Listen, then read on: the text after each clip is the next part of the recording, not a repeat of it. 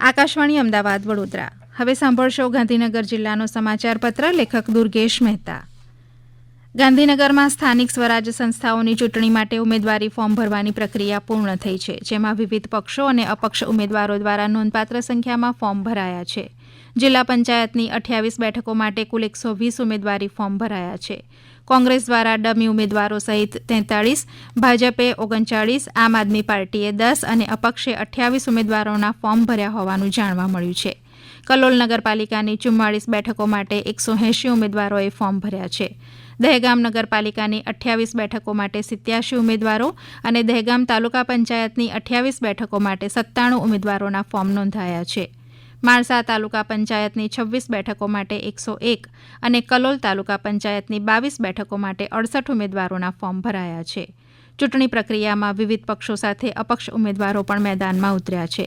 જિલ્લા ચૂંટણીમાં વિવિધ પક્ષો અને અપક્ષ ઉમેદવારો વચ્ચે તીવ્ર સ્પર્ધા જોવા મળશે. અધિકારીઓએ ઉમેદવારી પ્રક્રિયા શાંતિપૂર્ણ રીતે પૂર્ણ થયાનું જણાવ્યું છે. ગાંધીનગરમાં મુખ્યમંત્રી ભૂપેન્દ્ર પટેલે વન વિભાગની 2 દિવસીય ચિંતન શિબિરના સમાપન અવસરે જણાવ્યું કે ગુડ ગવર્નન્સ માટે સતત ચિંતન જરૂરી છે.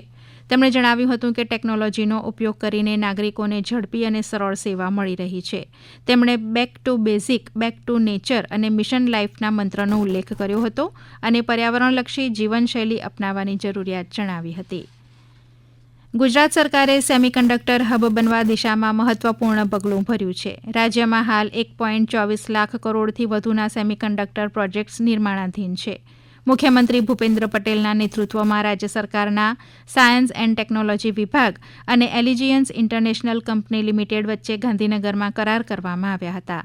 સાયન્સ એન્ડ ટેકનોલોજી મંત્રી અર્જુન મોઢવાડિયાની ઉપસ્થિતિમાં તાઇવાન ચેમ્બર ઓફ કોમર્સના ઉપપ્રમુખ અને એલિજિયન્સ ગ્રુપના ચેરમેન સિમોન લી તથા રાજ્ય સરકારના સચિવ પી ભારતીએ કરાર પર હસ્તાક્ષર કર્યા હતા. આ સહયોગથી ભારતમાં તાઇવાનના ઉદ્યોગો સાથે વ્યાપારિક સંબંધો મજબૂત બનશે. કોમનવેલ્થ સ્પોર્ટ ટીમ પ્રથમવાર ગુજરાતની સત્તાવાર મુલાકાતે આવી હતી. ટીમે 2030માં ગુજરાત અને અમદાવાદમાં યોજાનારી કોમનવેલ્થ ગેમ્સની તૈયારીઓનું નિરીક્ષણ કર્યું હતું. ગાંધીનગર સ્થિત સરકારી વિજ્ઞાન કોલેજ ખાતે વિદ્યાર્થીઓમાં ઉદ્યોગ સાહસિકતા અને સ્વરોજગારી પ્રત્યે પ્રેરણા જગાવવા માટે 2 વિશેષ કાર્યશાળાઓનું આયોજન કરાયું હતું. કાર્યક્રમના પ્રથમ દિવસે પ્રાકૃતિક ખેતી, તકો અને પડકારો વિષય પર માર્ગદર્શન અપાયું હતું. આ સત્રમાં કૃષિ ક્ષેત્રમાં પર્યાવરણ મૈત્રી અભિગમ અને તેમાં રહેલી વ્યાવસાયિક સંભાવનાઓ અંગે વિસ્તૃત માહિતી આપવામાં આવી હતી. રાષ્ટ્રીય કાનૂની સેવા સત્તામંડળના આદેશ અને ગુજરાત વડી અદાલતના મુખ્ય ન્યાયમૂર્તિ સુનીતા અગ્રવાલના માર્ગદર્શન હેઠળ ગાંધીનગર જિલ્લા આયોજિત નેશનલ લોક અદાલત ન્યાયિક ઇતિહાસમાં એક મહત્વની સાબિત થઈ છે.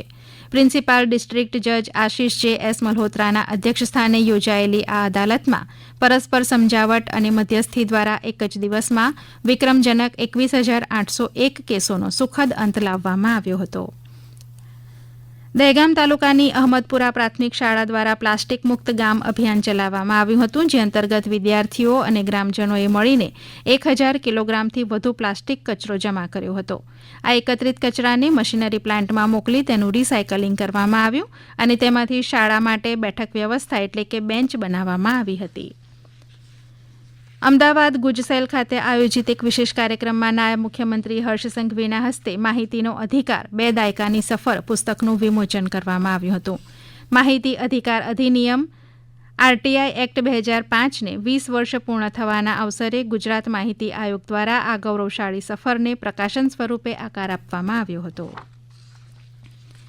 આપ સાંભળી રહ્યા હતા ગાંધીનગર જિલ્લાનો સમાચાર પત્ર. લેખક દુર્ગેશ મહેતા. પ્રસારણ આકાશવાણીના અમદાવાદ વડોદરા કેન્દ્ર પરથી કરવામાં આવ્યું.